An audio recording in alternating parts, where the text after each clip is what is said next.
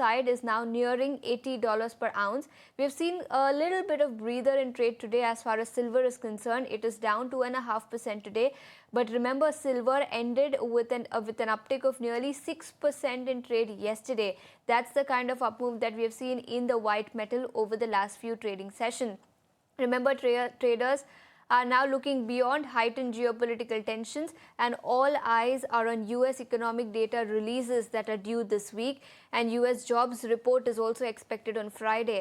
So any kind of cues that come in from the jobs report and its impact on monetary easing going forward will also be crucial for determining interest rate trajectory, and that will directly have an impact and a bearing on the precious metals market. So that's how the precious metals market and the oil market is doing at this point in time. But as I mentioned, calendar year 2025 was a very solid year for precious metals. Silver saw an uptick of nearly 150, 160 odd percent. Gold was up nearly 70%. In fact, many other industrial metals were also doing well. But will this continue this year? That's the big question. And to answer that question, we are now joined by Mr. Saif Mukaddam, analyst at ICICI Direct. Saif, afternoon. Thank you so much for taking your time out and joining us here on ET Now. And the first question clearly has to be on silver. That clearly stood out last year. But do you believe that the momentum will perhaps sustain this year as well on account of various reasons which led to the uptake? One, of course, was safe haven demand, industrial use, which saw an increase last year. What's your outlook when it comes to silver this year? Yeah, good afternoon to all viewers. See, we have saw eye-catching rally in 2025. We have seen silver prices going higher by almost 140% in 2025. Now the point is, how is it gonna perform in 2026? In 2026, yes, the structurally or the fundamentally the prices, like the silver should move on the upper hand, but as it has moved drastically, the right now the levels are not so supportive. It's not favorable for the fresh investments, and it's possible for the pullback. Like at this level, the risk reward ratio is not suitable. So going ahead in 2026, we see silver prices to have a major, the spot silver prices to have a major support near $55. Whereas on the upper hand, the silver prices may go higher till $90. Whereas on the MCX, if we see, the silver prices should have a good support level near 1,65,000 to 1,50,000. Whereas on the upper hand, the silver prices will may move towards 2,75,000 in 2026. The major reasons behind this would be the silver has been included into the critical mineral list by US. So there's a concern that US may impose tariffs on it.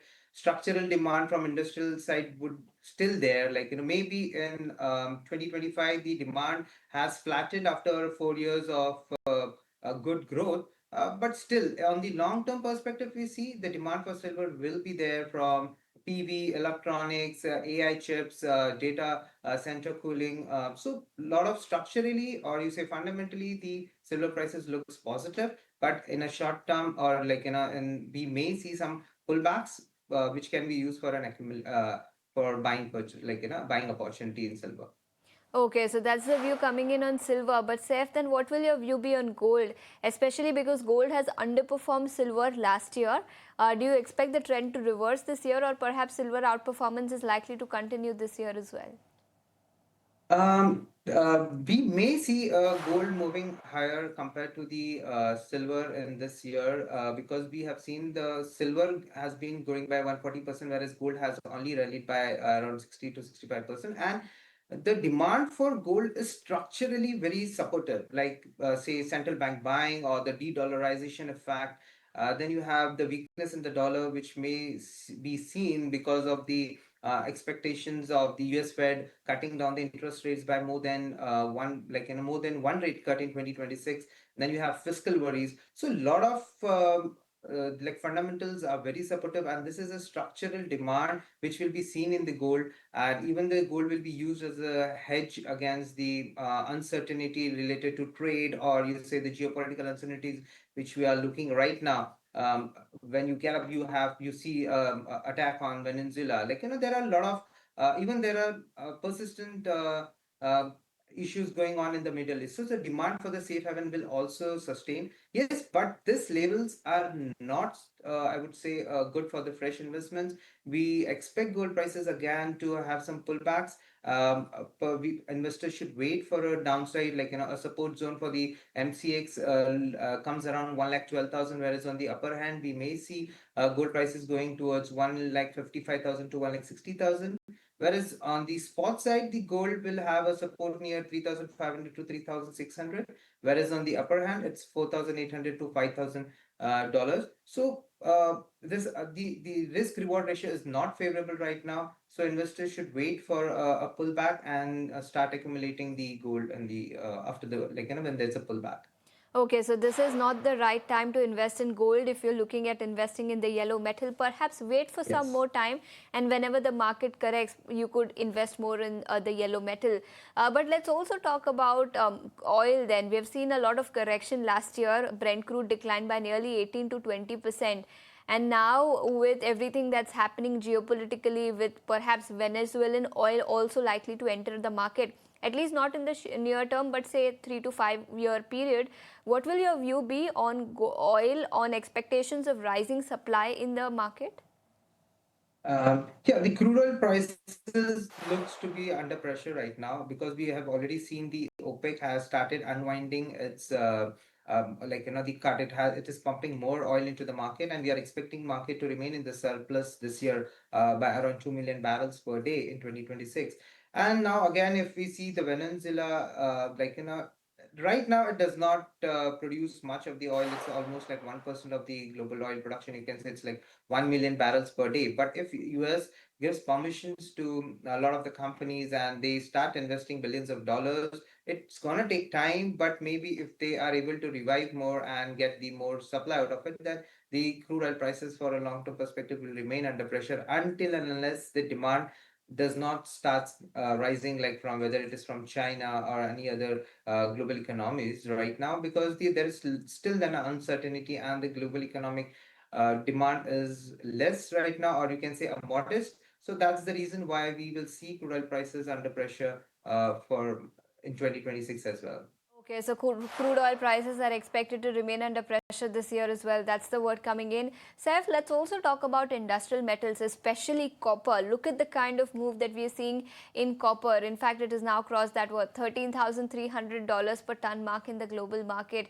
Your thoughts on where copper is headed, and do you expect short supply led increase to sustain going forward as well?